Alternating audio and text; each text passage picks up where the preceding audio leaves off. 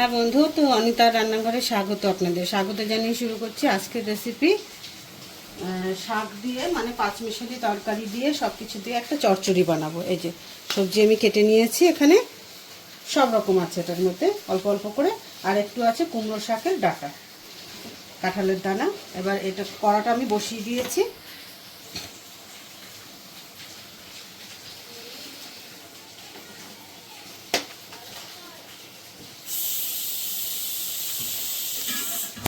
যেহেতু সব কিছু আছে তাই পাঁচ ফোড়ন দেবো ওটাতে, আর একটা তেজপাতা। আর আজকে এটা চিংড়ি মাছ দিয়ে করবো, তার জন্য এটাতে একটু সর্ষে বাটা দেবো আজকে।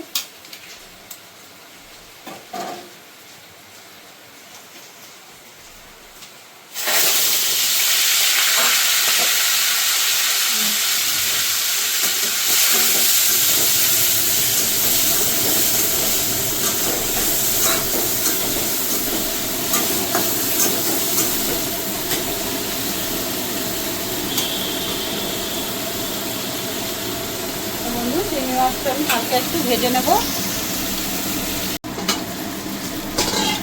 হ্যাঁ বন্ধু, চিংড়ি মাছটা আমার ভাজা হয়ে গেছে। এর ভিতরে এবার সবজিগুলো দিয়ে দেবো।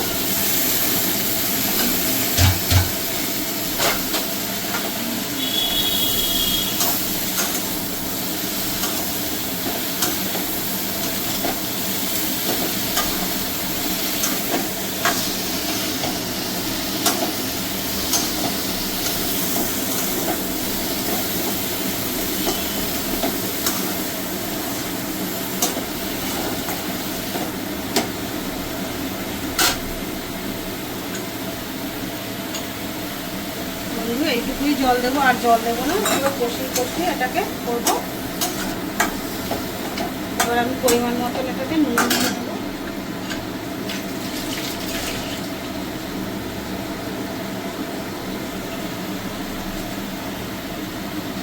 বন্ধু, একদম অল্প নুন দেবো, কেন শাকটা রয়েছে তো তার জন্য। আর তারপর চিংড়ি মাছ একটু দিয়েছি নুন।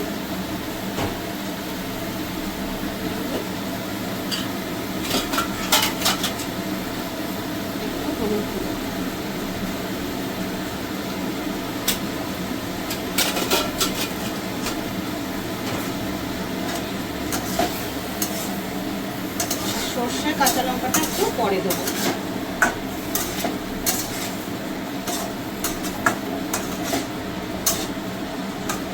এটা একটু ভালো করে সিদ্ধ হয়ে যাক, তারপরে দেবো কাঁচা লঙ্কা আর সর্ষে।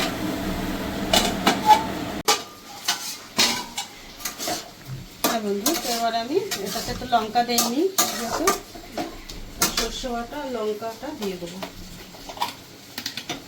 এখানে সর্ষে আর কাঁচা লঙ্কা বাটা, এটা একদম অল্প করে দেবো।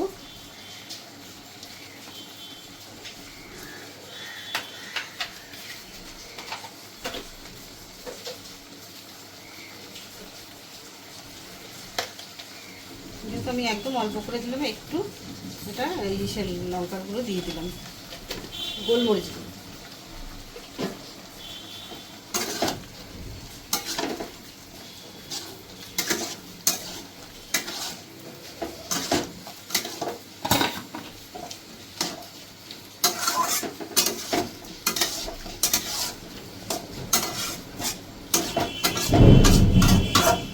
বন্ধু, তো সব কিছু এটাতে দেওয়া হয়ে গেল।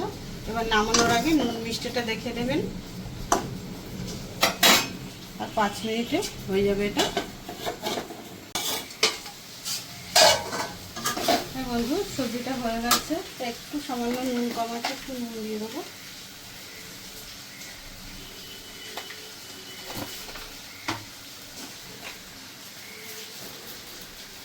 সামান্য একটু মিষ্টি দিলাম, যেহেতু সব রকম সবজি দেওয়া।